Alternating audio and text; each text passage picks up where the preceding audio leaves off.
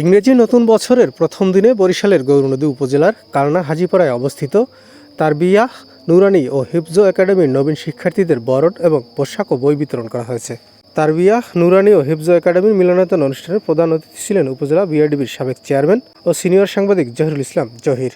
স্থানীয় সমাজসেবক জহিরুল ইসলাম হাওলাদারের সভাপতিত্বে অনুষ্ঠানে বিশেষ অতিথি ছিলেন দৈনিক জনকণ্ঠ পত্রিকার বরিশালের ব্যুরো প্রধান খোকন আহমেদ হীরা, ইকরা নুরানী ক্যাডেট মাদ্রাসার প্রিন্সিপাল হাফিজ মাওলানা আবুল বাশার, গৌরনদী রিপোর্টার্স ইউনিটির সাধারণ সম্পাদক আবু সাইদ খন্দকারের সঞ্চালনায় সবশেষে দোয়া মোনাজাত পরিচালনা করেন উপজেলা ইমাম সমিতির সভাপতি হযরত মাওলানা মুফতি আব্দুল হালিম।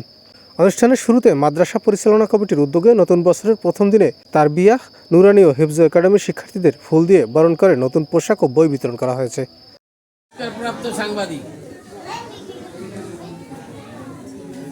আমাকে একদম ঘনিষ্ঠ বন্ধু।